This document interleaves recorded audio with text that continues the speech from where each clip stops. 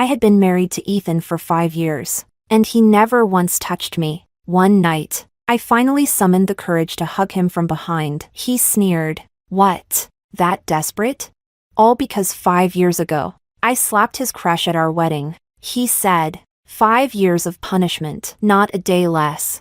I didn't cry. I didn't cause a scene. He thought I couldn't live without him. 5 years later, he called and said, take a shower and wait for me at home. I'm now allowing you to carry my child. But the call was answered by our son. Amias, who are you? My dad says one kid from mom is more than enough. Chapter 01. Everyone in the industry knew Ethan sentenced me to 5 years of punishment. All because I slapped his crush at our wedding, in front of all the guests. Ethan's face turned cold. Kneel, he ordered.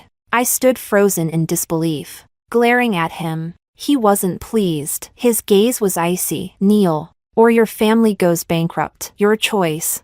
After that, it was as if I didn't exist. He casually toasted the guests with a wine glass in hand. I followed him, begging, it's our wedding night. I'm the bride. If you make me kneel, how can I show my face again? He didn't even look at me. My word is law. Disobey if you want, if your family can afford my wrath. I'd never met a man this ruthless. I wanted to storm out, but I was too scared. So I became the only bride in the world who knelt in a wedding dress in front of everyone, while her groom drank and laughed. No one dared help me, not even my parents or friends. They all feared Ethan's power and his methods. I knelt there. I couldn't get up until Ethan gave permission. The guests looked away, too embarrassed. That woman, though, she looked at me with a smug smile. I don't know how I got through it. I just lowered my head and endured the humiliation in silence. Not until the wedding ended and everyone left did Ethan's assistant come up to me and say, Mr. Chan says you may get up and go reflect in the bridal suite. Only then did I slowly stand up and walk back, like a soaked, disgraced dog, into a room covered in red paper cuttings, where I collapsed in tears. An hour later, Ethan showed up. He'd showered, lay beside me, and pulled me into his arms. He wiped my tears gently, but his words cut like knives. No wedding night tonight. 5 years of punishment, not a day less. When your term is up, I'll let you carry my child. Some tried to talk him out of it. Don't go too far. She's your wife. You might lose her. Ethan scoffed. She won't. She wouldn't dare. In my world, there's no such thing as divorce, only widowhood. He was convinced that I'd never challenge his power, that I was desperate for his love, that even a sliver of hope would keep me devoted. He never touched me, but he held me every night and never fooled around. He said, be good. Once the 5 years are up, I'll spoil you. But my heart died the moment I knelt. Every day of that inescapable marriage, I dreamed of cheating on him. Chapter 02. To make it worse, my mother-in-law kept pressuring me, what a useless hen that lays no eggs. So, I gave birth. The child had Chan blood, but he wasn't Ethan's. Old Mr. Chan was gravely ill. He feared he wouldn't live to see a great-grandson. He kept calling me to his bedside, urging me to give him a great-grandchild. I boldly asked, so, any great-grandson will do? He said, exactly. Give me one, and I'll give you 5% of the Chan Group shares. That very day, I showed up with 3.5-year-old Amias at his bedside and confessed, this is your great-grandson, but he's not Ethan's. Mr. Chan almost had a stroke. Amias leaned on the edge of the bed, puffed his cheeks, and blew on his face. Great-grandpa, are you okay? Mommy says blowing makes pain go away. Old Mr. Chan had seen too much to be fazed for long. After 3 minutes, he calmly accepted Amias. To him, who fathered the child didn't matter, so long as the child carried the Chan name. But he feared Ethan would find out and harm Amias to cut the weed at its root. This was his first great-grandchild. He adored the boy. He snatched Amias from me and had him secretly raised abroad. At the same time, he wrote me into his will, giving me 5% of the company shares as a reward for bearing a child. No one knew about this but him and me. My mother-in-law still cursed me daily as a useless hen.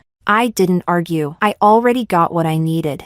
I just hoped Amias would grow up safe and carefree, and one day roast Ethan alive. What I didn't expect was this. The night Mr. Chan died, Amias's real father pinned me down on top of the coffin. He lowered his voice. Sophia, how dare you steal my seed? My legs went weak. Who told you that? I didn't. He threw the paternity report in my face. Old Mr. Chan told me before he died. Still want to deny it? I wanted to cry. Old man. Serves you right for dying. I'm being pinned down on your coffin. The man grabbed my chin with 2 fingers, forcing me to look him in the eyes. Tell me, why'd you steal my seed? I racked my brain for a lie, but his dangerous stare reminded me of Mr. Chan's dying words. Jeremy's not like Ethan. Don't play games with him, daughter-in-law. If you want to survive, honesty is your only weapon. I took a deep breath and decided to tell the truth. Because you're the only one who can control Ethan. He said there's no divorce in his world, only widows. If I can't get out of the marriage, better he dies than me. Also, you're better looking than he is. He humiliated and abused me for another woman. I was set on cheating on him, so of course I picked someone hotter. My heart was in my throat as I blinked at him. All true. Besides, you becoming heir to the Chan Empire, I helped make that happen. If I hadn't given birth to Amias, Mr. Chan might not have handed power to you. Call it arrogance, but it's the truth. He loved Amias. Ethan will never know what he truly lost in those 5 years of punishment. Chapter 03. Ethan had been raised since childhood as the heir to the Chan Empire, privileged. Entitled, the golden boy who always got his way. He never imagined that, on his deathbed, the old man would officially name Jeremy as the next head of the Chan group. He was too arrogant to realize that this family really did have a throne to inherit. Even knowing how badly the old man longed to see a great-grandchild before dying, he still insisted on punishing me for 5 years for slapping his precious crush, without budging a single day. Jeremy narrowed his eyes and stared at me for a long time. You're honest. I'll give you that. But aren't you afraid Ethan will kill you when he finds out you cheated on him? As he questioned me, his cold hand pressed against my neck, firm, but not choking. It felt dangerous, like if my answer didn't satisfy him, he'd strangle me on the spot. Just then, my phone rang in my pocket, a video call. I forced myself to answer. Amias's cool little face popped up on screen. He frowned, voice adorably fierce. Mommy, who's that? Why's he grabbing your neck? Instinct took over before my brain could catch up. I said, Sweetheart, say hi to Daddy. Amias immediately yelled. Daddy, let go of Mommy. Jeremy's hand loosened, his entire body jolted. That very night, Jeremy had Amias brought back from abroad. The next day, he openly held Amias's hand and brought him to the funeral to light incense in front of the old man's shrine. Watching the 2 of them, tall and small, identical down to the expression, left the whole family stunned. Everyone was whispering, trying to figure out who Amias's mother could be. Chapter 04. Ethan's crush, Celestine, came to the funeral too, lighting incense before the shrine. Afterward, she approached me in a low voice. So, how's life as Ethan's wife? Word is, 5 years and not a single egg from you. I sneered.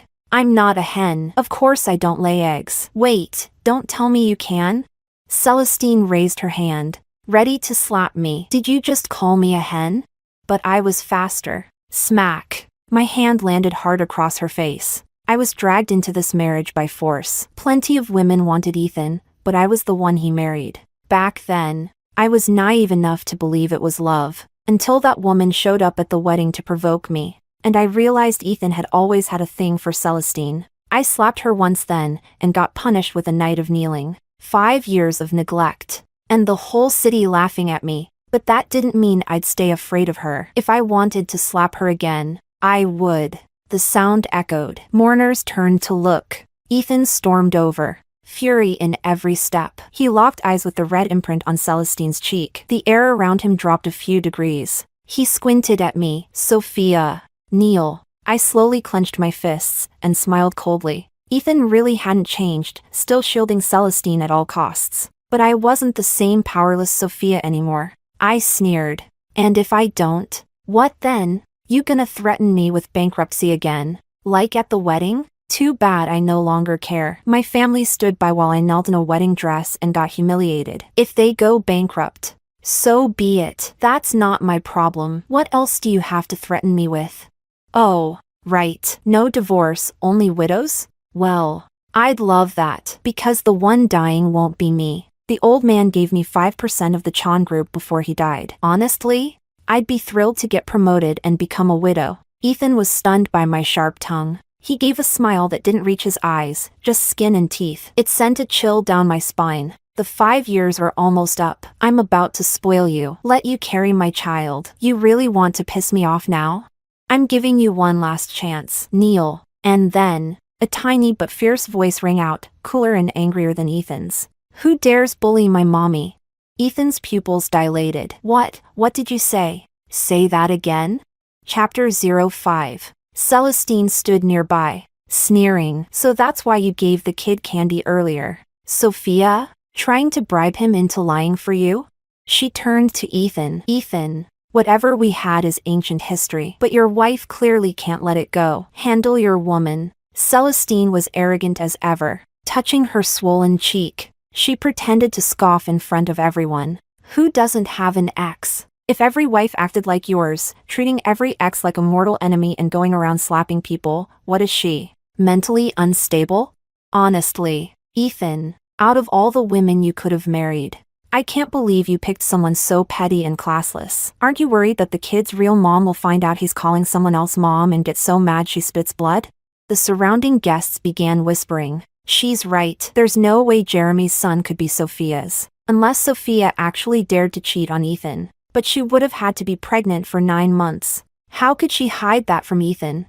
I heard Ethan comes home every night. He just doesn't sleep with her. But they've never lived apart, right? No way she could have hidden a pregnancy. Their speculation reminded Ethan of something important. Unless he was away on business, he really had been home every night, holding me as we slept. The whole night through. It really was impossible for me to have carried a pregnancy under his nose and birthed a child. Ethan quickly calmed down, his voice icy with sarcasm. Sophia, you've really outdone yourself. Teaching a kid to tell such a pathetic lie, what a disgrace to my name. My woman can be bad, but she can't be stupid. Next time you lie, at least use your brain. Or better yet, why don't you go ask Jeremy if he dare touch what's mine?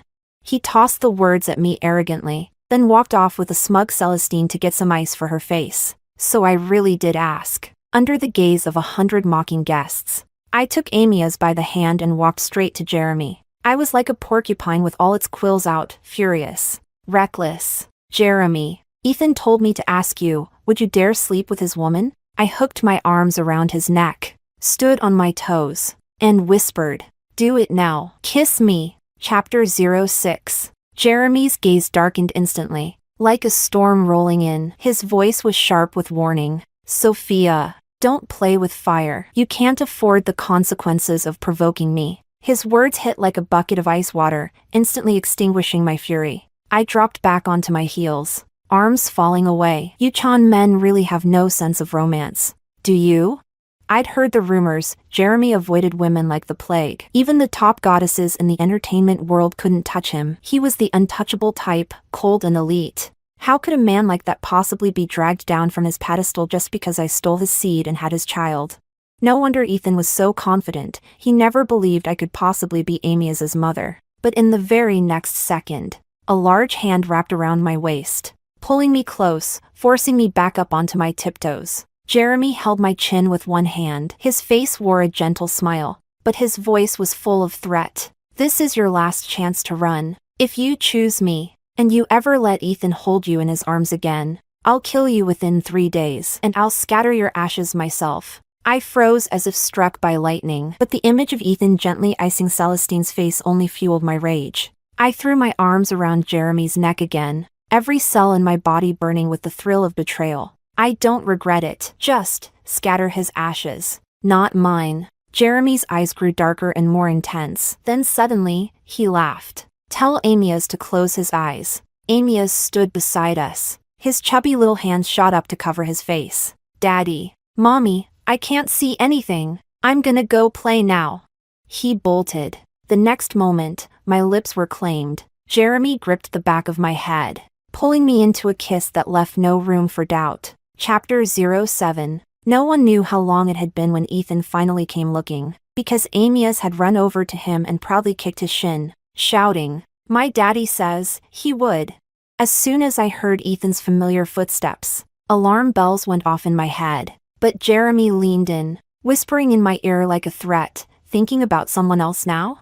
My heart was in my throat. That's Ethan's footsteps. Jeremy, however, was completely unfazed. So what? Scared now? You weren't scared when you had my kid behind his back. And now you're panicking? Don't be. If he finds out, I'll scatter his ashes. Didn't you say you'd rather he die than you? Isn't getting promoted and becoming a widow exactly what you've been hoping for? He took Ethan's footsteps as the war drum and launched a full-on assault, breaching my defenses without hesitation. Somewhere nearby, we heard Celestine's mocking voice. Amy's must be lying. Jeremy would never go for someone like Sophia. He didn't even. Shut up. Ethan's harsh voice cut her off. Curious. I tilted my head up to look at Jeremy's sharp jawline. Wait. Celestine hit on you too? Jeremy pulled me tighter against him, lips grazing my ear. You already know. You're just stirring the pot. Seducing me, wasn't it all just to hit two birds with one stone? Revenge on Celestine and Ethan? I'm the man Celestine couldn't get. And now, I'm in the arms of the wife Ethan abandoned. Doesn't that thrill you? Honestly? I blinked playfully. I didn't know you were her unattainable crush. Come on, tell me more, spice it up a little. Jeremy rolled his eyes at me but didn't kill the mood. Maybe I really was irresistible, because the satisfaction in his gaze gave him the patience to feed my curiosity. Back then, I gave Ethan a love letter Celestine had written to me. If I hadn't, their kid would be in middle school by now. Oof, savage. And here's the kicker, I texted Celestine in front of Ethan, see you at the hotel. 8 p.m. But I never went. Ethan did. Don't know what happened. But after that, the two of them completely fell apart. Ethan hates betrayal. He might marry anyone else in his life, but he'll never marry her. If you'd stuck it out for 5 years, he probably really would have treated you well. Regret it now? I scoffed. You mean the kind of love that made me kneel on our wedding day and become a citywide joke? You want that? Be my guest. Me. I just want to see Ethan and Celestine walk in and find us like this. That face, oh, it'll be priceless. Right on cue. Their footsteps approached. Knock, knock, knock. Ethan was at the door. Chapter 08. Jeremy, you in there? Need to discuss something. I'm coming in. He didn't wait for permission, just pushed the door open and walked in. Jeremy had me pinned against the wall, lips brushing over mine in soft, scattered kisses. The rumors were true. Jeremy really didn't know a thing about seduction. He wasn't gentle or skilled. He simply devoured, like a conqueror punishing the woman who dared steal his seed without asking. As Ethan and Celestine walked into the room, Jeremy pressed harder. I gasped.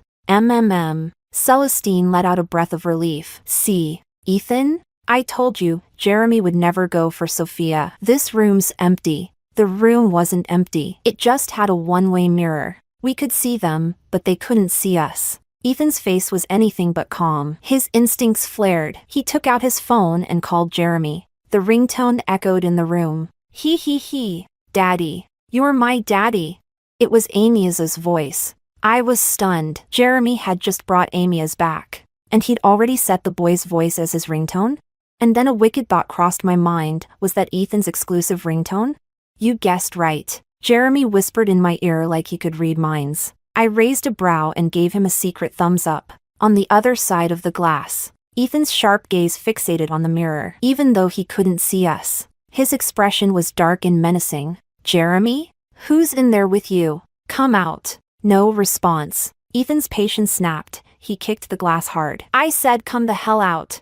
Jeremy looked down at me. You game? My thirst for revenge surged. Why not? I've spent 5 years wanting Ethan to know I cheated on him. He made me the joke of the city. I want that joke to follow him the rest of his life, make him clench his teeth every time he thinks of me. Maybe it was the fire in my eyes. But Jeremy chuckled low and dark. He lifted me into his arms and walked straight toward the one-way glass. Chapter 09. Right then, Amy's burst into the room. Trailing behind him was a swarm of reporters. Chaos-loving little rascal. He really is my kid. Jeremy muttered as he shot a glance at the boy who just ambushed his own father. Every single reporter had a camera. The room lit up in flashes as they spotted Ethan and Celestine alone together. Ethan's face darkened. What the hell? Stop filming. Who let you in? Amias strutted in like he owned the place. Voice soft and smug. Of course. These reporters are all here to interview yours truly. They want to know who my mommy is. Uncles. Aunties, you may begin your interview now. I promise to answer everything honestly. Kids don't lie. You know. He climbed into a single-seat armchair and arrogantly slung his chubby arms over the sides, looking like a mini CEO. The reporters weren't about to let this go. The internet had been dying to find out who Jeremy's child's mother was. Amias. One reporter asked. Tell us, who's your mommy? Amias puffed up his chest with pride. My mommy is super awesome. She's the famous Dr. Another reporter followed up. Dr. Who? Amias replied. The one working to liberate all women. She invented the artificial womb. I'm her proudest creation. I was born in a simulation pod. And all those investors out there who want to work with my mommy, what are you waiting for? Call her already. His words sent a shockwave through the crowd. What? This kid was born in an artificial womb simulator? Are you serious? I've heard of this Dr. She proposed the tech years ago, but no one took her seriously. If this is true, investors will be lining up. Dr. is a feminist legend in the making. Wow. So he wasn't here to ruin me, he was drawing investors to me? No doubt he inherited my brains and Jeremy's business instincts. Using the press as free advertising? That's my boy, Ethan. Hearing all this, calmed down slightly. So your mom is the mysterious Dr. What's her number? I want to work with her. Amias gave him the side eye and delivered the fatal blow. Mommy says she'd rather work with a dog than with Ethan. Jeremy, who had been walking out with me in his arms, paused mid-step. He lowered his voice. You're really that Dr.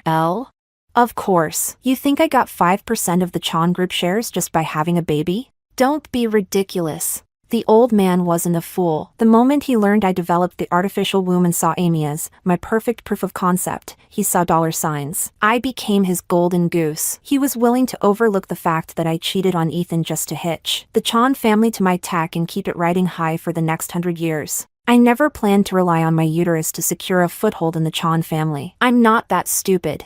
A woman's greatest asset isn't her womb, it's her mind. Jeremy tightened his arms around me like I was his treasure and suddenly didn't want Ethan finding out who I really was. He put me down, gently kissed me, and asked sweetly, only partner with me, okay, baby mama? Sure, but only if you make sure Ethan finds out what a great gift I've given him. Chapter 10.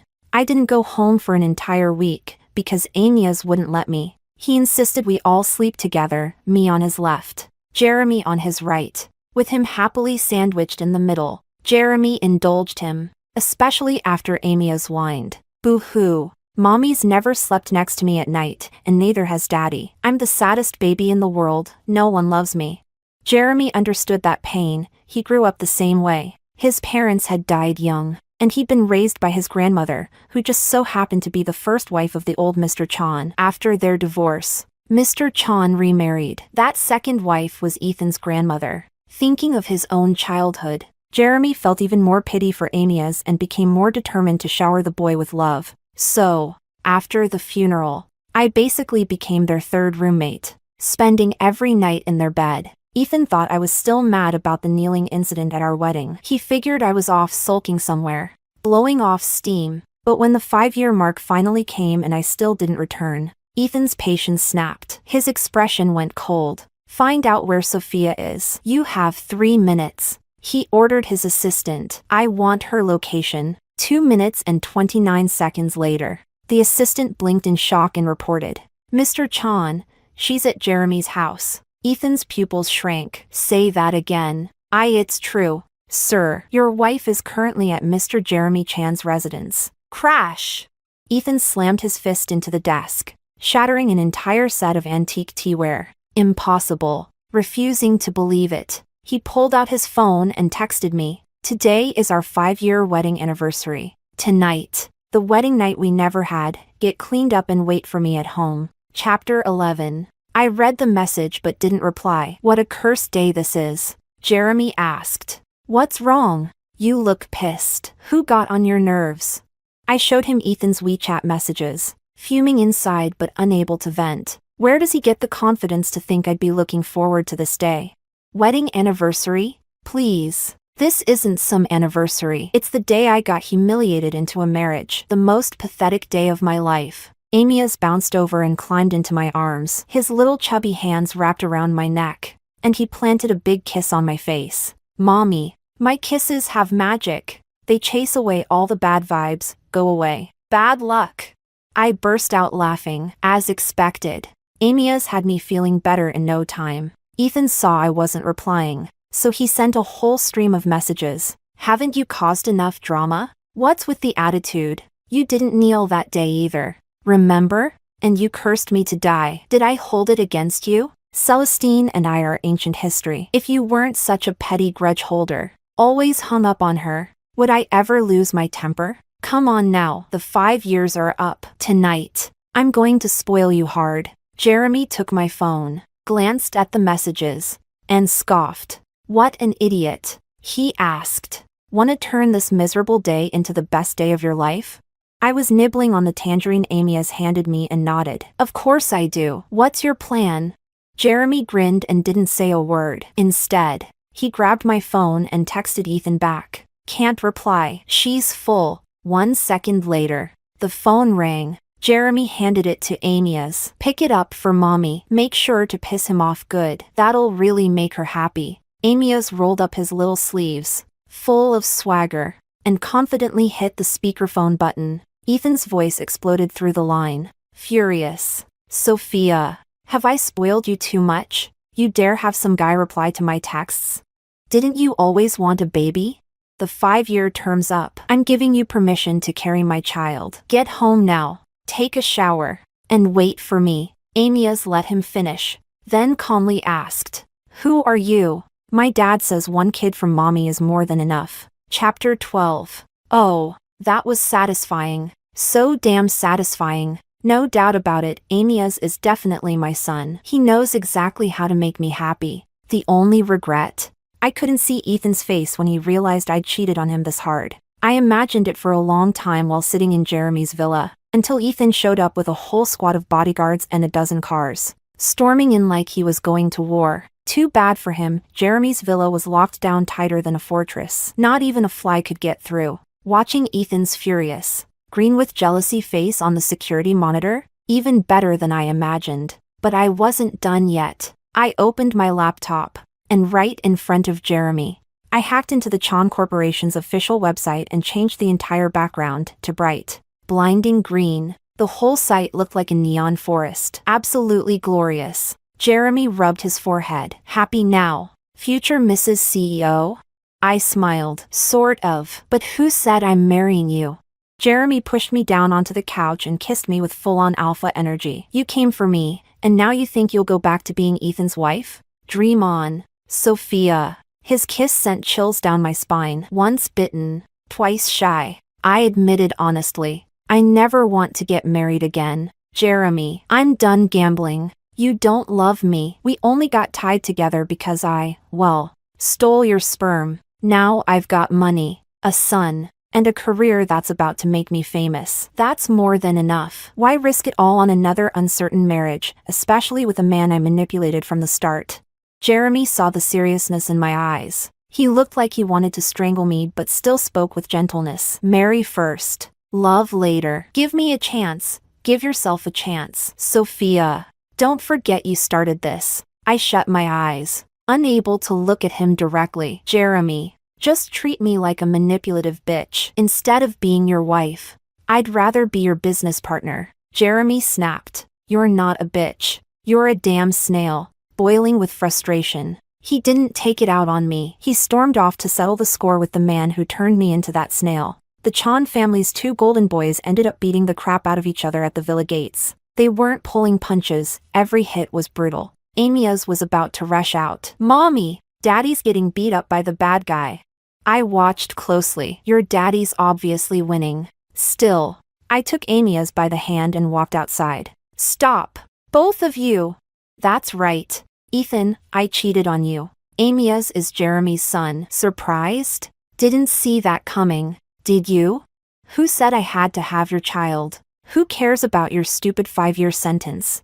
I've waited for this day for years. Every humiliating night, I dreamed of giving you the biggest betrayal possible. Chapter 13. Ethan ultimately couldn't take me home. Even if he was boiling with rage and wanted to strangle me, there was nothing he could do under Jeremy's watch. That night, the end of the so-called 5-year sentence, he dragged his battered body home, once again playing the role of the emotional victim and sleeping alone in a cold, empty bed. What I didn't expect was that he would message me the whole night, starting at 9 p.m. and continuing non-stop until 3 a.m. At first, it was just 1 or 2 scattered texts. When I didn't reply, he started bombarding me. I won't make a fuss about you having Jeremy's child. I know your body is still clean. We can start over, but one condition: no one can ever know you're Amy's mom. I swear, from now on I'll treat you like a queen. Even if you slap Celestine, I'll side with you. She was just a light in my life. When I saw her being bullied, I couldn't help but defend her. But it's been over for a long time. Otherwise, I wouldn't have married you. You know I never fooled around after marrying you. You were my only woman. I held you every night. You can vouch for that. Sophia, don't look at how fierce a man acts. Look at who he chooses to marry. You're the only one who ever made me think about marriage. Isn't that enough? Reply. I know you're still awake. I've compromised so much. What more do you want? Jeremy almost beat me to death today. My whole body's aching. You really don't feel a shred of pity? Pity? My ass. Right now, I was tending to Jeremy's wounds. I swear he did it on purpose, stripping off his shirt to show off the bruises Ethan gave him. All those blue and purple splotches over his rock-hard abs? Sexy as hell. The battle-damaged look was dangerously tempting. I was this close to giving in. Click. Amy stood nearby holding my phone, snapping a photo of me tending to Jeremy's injuries. With a tiny finger, he sent it to Ethan. Then he hit the voice message button and said in his most adorably smug tone, "My mommy's busy. She can't text you back." I wouldn't be surprised if Ethan actually died from rage. Jeremy gave Amias a proud pat on the head. Good boy. Emboldened, Amias pressed the voice button again. Uncle, if you can't sleep, I can chat with you. I love chatting. Mommy doesn't need your love anymore. She has mine. I'm younger, cuter. What do you have to beat this level of cute? Anyway, I'm off to bed. Mommy and Daddy are sleeping with me tonight, and I'm super happy. Oh, Mommy asked me to tell you, if you want her to come home, you'll have to kneel at the entrance of your wedding hotel for 24 straight hours, not a second less. Don't forget to bring some durians, okay? Winning her back won't be easy. That's all the help this baby can give ya. Chapter 14. The next day. A video of Ethan and Jeremy brawling outside the villa hit the top of the trending charts. I bought the spot. No explanation. No context. The internet exploded. Speculation flew wild. Most people assumed Ethan was throwing a tantrum, unwilling to accept that the old man had named Jeremy the next heir to the Chan group just before dying. Meanwhile, I slipped into the comments section under a burner account and dropped a little bomb. Rumor has it Ethan just got played hard. A private WeChat group in high society blew up. Screenshots flooded in. Notifications, 99 plus. No way. His wife's such a pushover. She cheated on Ethan? This is the same woman who was forced to kneel at their wedding and didn't dare fight back. She had the guts to cheat? I'll bet 100 cucumbers it's fake. Who's the other man? Don't tell me it's Jeremy? LOL. Are you insane? You think Jeremy would go for Sophia? That's a frog dreaming of kissing the moon. And the frog is Sophia. Exclusive, my bodyguard's best buds with one of Ethan's guys. He swears Ethan took them to Jeremy's place to catch them in the act. And Sophia straight up admitted the kid was Jeremy's. Holy crap, holy crap. Is the world crazy, or am I? Wasn't Amy supposed to be the child of Dr. L and Jeremy? Wait, are you saying Sophia is Dr. L? Chapter 15. Meanwhile, the Chan Group held a press conference to officially announce a long-term collaboration with Dr. L. From now on, the Chan Group would invest heavily in the production of artificial womb simulation pods. Amias was unveiled as the exclusive global ambassador for the artificial womb project. At the press conference, the Chan Group released the full footage of Amias's development inside the pod, from embryo to fetus, and finally to simulated delivery. From week 8, when major organs begin to form, to continued growth and development of all systems. to the appearance of skin and hair and gradual adjustment of body proportions. By around week 36, the baby's body had matured enough for birth and was moved toward the artificial birthing canal. During this stage, the pod mimicked natural uterine contractions, helping the baby pass through the canal and be born safely. Then came that first wah, loud and powerful, like a divine chorus. Amias was born into this world with a voice that filled the room. The crowd at the press conference erupted in thunderous applause. The event was streamed live worldwide. The internet lost its mind. Dr. L was hailed online as a modern-day feminist icon. Everyone was desperate to know who exactly was the mysterious Dr. L.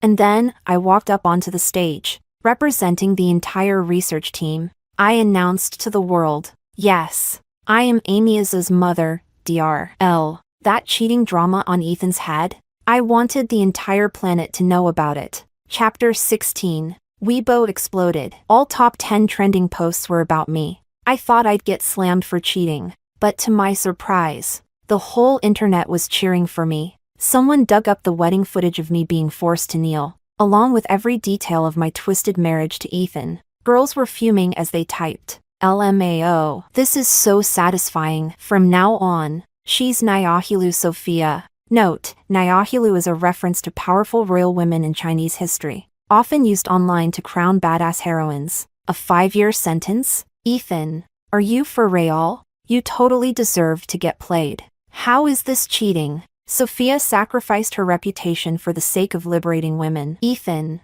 are you really this petty? What a weak little man. Ethan, you didn't touch your wife for 5 years. Maybe the problem's with you. Hurry up and divorce her already. I gave a like to every single comment, loud and proud. Hopefully Ethan gets so mad he just drops dead, saves me the trouble of divorcing and lets me be a free widow. Chapter 17. Suddenly, a pair of hands gripped my waist from behind. Possessive and firm, soft lips brushed against my ear. I thought it was Jeremy, but when I turned my head and saw it was Ethan, my blood ran cold. He spun me around and cupped my face with bloodshot eyes, trying to force a kiss. I lifted my knee, full-on self-defense, and landed a solid hit between his legs. Ack!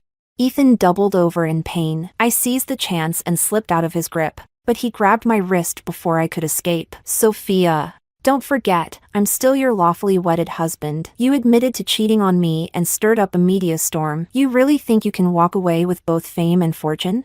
Then sue me. I dare you. For 5 years. I dreamed of divorce. I wouldn't mind if it ended because of cheating. Ethan deflated, still gripping my wrist, bargaining out of sheer helplessness. Sophia, I'm sorry. I reflected all night last night. I admit it, I can't sleep without you in my arms. You win. Celestine is just a mosquito bite of the past. From now on, my heart is yours. Please don't fight me anymore. I'm even willing to forgive you for cheating. Doesn't that move you? I know you still love me. You're just mad I humiliated you because of Celestine. Touched? Are you kidding me? Ethan, let me be clear. The Sophia who loved you, you killed her on our wedding night. Every night after that, lying next to you made my skin crawl. You're only trying to win me back now because your male ego can't take it. And because now I'm standing under a global spotlight. And suddenly I'm valuable in your eyes. If I hadn't invented the artificial womb, if I weren't basking in glory right now, if I were still that spineless pushover crushed under your dominance, you wouldn't even look my way. Men don't regret losing a woman who loves them. They regret losing the one who becomes too radiant to touch. At the end of the day, you're just pathetic. I'm moving in with Jeremy. If you refuse to divorce me, then enjoy wearing that cheating crown for the rest of your life. Jeremy had been leaning against the doorway, arms crossed, watching us the whole time. He smirked and threw me a wink. You said you're moving in with me. I'm holding you to that. No take-backs. Can I admit I only said that to piss off Ethan and force a divorce?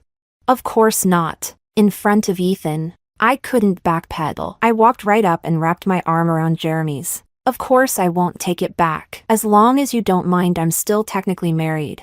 Baby daddy. Let's go home. Chapter 18. Jeremy and I lived together for more than 6 months. We were often seen in public holding hands with Amias. Every now and then, we'd buy trending spots online to tease Ethan, headlines like, "That green glow on his head is blinding." Eventually, Ethan couldn't take the public mockery anymore. Grinding his teeth, he finally filed for divorce. Not long after, Jeremy proposed. I didn't want to say yes, but then Jeremy whispered to me, "Picture it, you in a wedding dress, beaming on stage, Ethan in the audience, bitter and helpless, and Celestine watching with eyes full of jealousy, scratching at her own skin. Don't you want that sweet revenge?" Okay, I admit it, I was tempted. Jeremy added, "Let's hold the wedding on your 6th wedding anniversary with Ethan. Fall where you tripped. Let this be your closure, the end of pain." Damn it, I was sold. So, on that very day, I wore a wedding dress again and held my new wedding at the exact same hotel. Theme, healing. As Jeremy and I exchanged rings on stage, I spotted Celestine in the crowd, her eyes red from envy. She probably didn't want to come, but Jeremy made sure her family got the invitation, with her name underlined. He made it clear, if Celestine doesn't show up, her family business goes under. You choose. Now that's my kind of man. Amia skipped over to Ethan and said with a grin, "Uncle, thanks for not sleeping with Mommy, otherwise there'd be no me." Ethan nearly dropped dead on the spot. He drank himself stupid that night. Stripped of his heir status at the Chan group, Ethan was no longer the golden boy. The spotlight had moved, all eyes were on Jeremy now. Even when Ethan lost his temper, no one catered to him. Instead, they told him, "Come on, man, be mature. This marriage ended because you ruined it. I told you not to push too hard. You didn't listen. This is what you get." And me? I stared at Jeremy as he slid the ring onto my finger, my hand trembling slightly. He leaned in close and said gently, "Don't be afraid. Marriage can be a grave, or it can be a safe harbor. It's all in how we build it. Let's grow together. Love will follow. Sophia. Trust me, just this once."